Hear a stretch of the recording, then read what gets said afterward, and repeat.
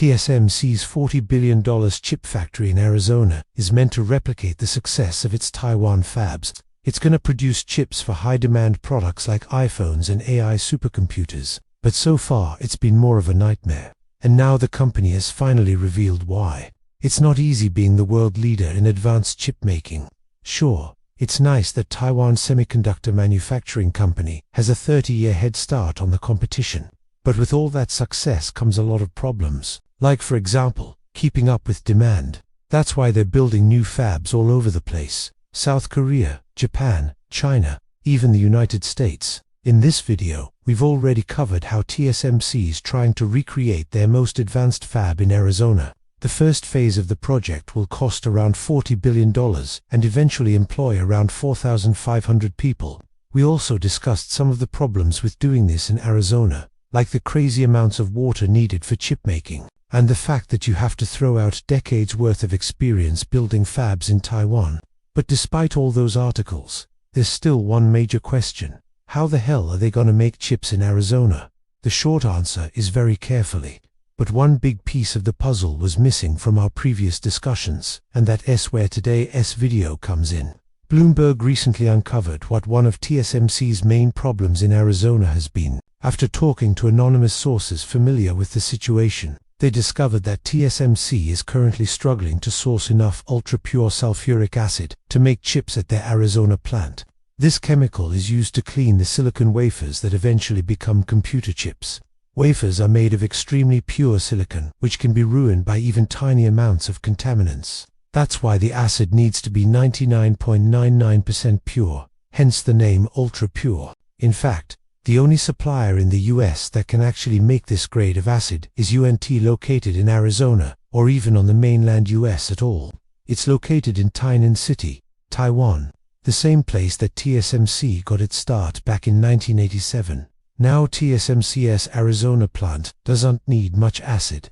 It's just around 250 gallons per day. But apparently no supplier in North America could meet those standards, so TSMC had to import it from Taiwan themselves. But don't worry too much about the American suppliers. Apparently they were just lacking some specialized equipment to get the purity levels where TSMC wanted them to be. A little bit of investment and training, and soon they should be able to handle things domestically. Of course, you gotta love that American ingenuity. If you ever have a problem, just ask Uncle Sam to bail you out. Now, if you're thinking that this seems kind of dumb, you're not wrong. But unfortunately, Intel is also having the same problem. They're currently building their own megasite near TSMC in Arizona, and guess what? They also need lots of ultra-pure acids for cleaning. Coincidence? Maybe not. Arizona does have a few things going for it. When it comes to building semiconductor fabs, for example, the state is very stable, geologically speaking. There's no risk of earthquakes or volcanoes, and the dry climate means there's very little humidity. High humidity is bad for chip making because water can get into the machinery and ruin everything. But while these are natural advantages, there are other man-made things that can mess with your ultra-pure acid supply. For example, vibrations. Believe it or not, vibrations can wreak havoc on sensitive equipment, like the lithography machines that actually draw the patterns onto silicon wafers.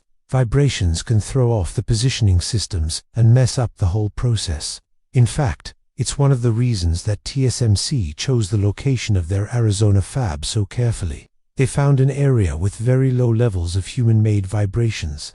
Apparently that was a major factor in their decision. But it turns out that even if you pick the best spot in the world, it won't matter if you don't control the vibrations yourself. You see, the giant pieces of equipment used in chip making, like the lithography machines and the ion implanters, need to spin at very high speeds to do their jobs. All that spinning creates a lot of vibration. Even a tiny amount of extra shake can be enough to mess up the delicate alignment needed for chip making.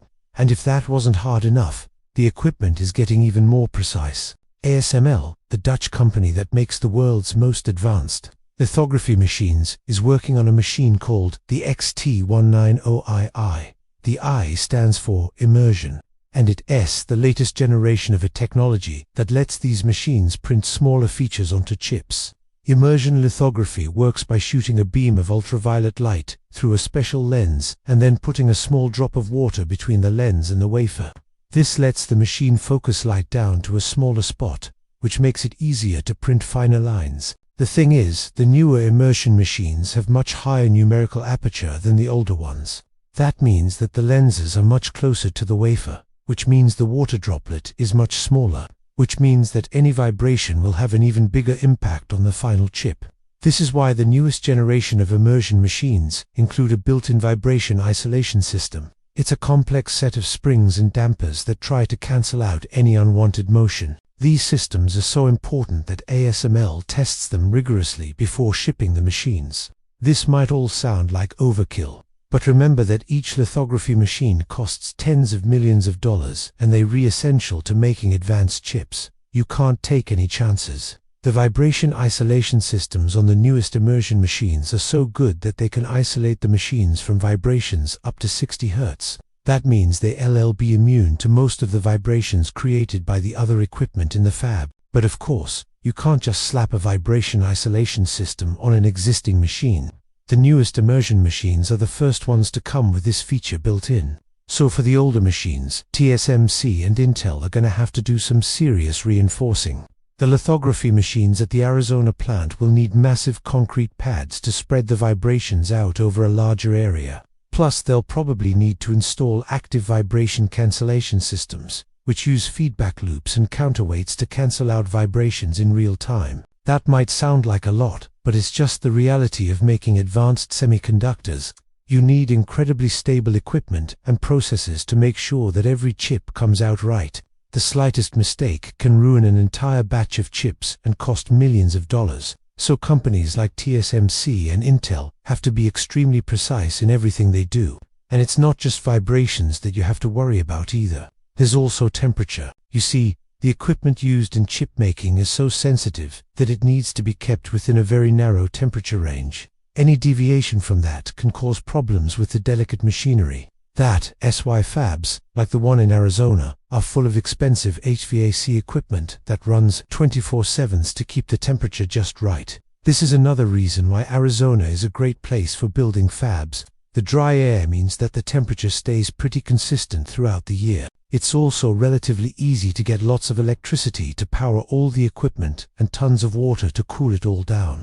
Plus, there aren't many earthquakes in Arizona, unlike California. Of course, there are still plenty of challenges to overcome. Like for example, there's still no word on whether or not TSMC is actually be able to start making chips in Arizona anytime soon. They've been working on the facility for years now, and it's not even close to being finished. Plus, they're still importing ultra-pure acid from Taiwan, even though Arizona is supposed to be the new home of American chip manufacturing.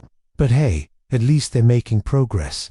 And maybe in a few years we'll actually see some chips coming out of Arizona. We'll just have to wait and see. Thanks for watching.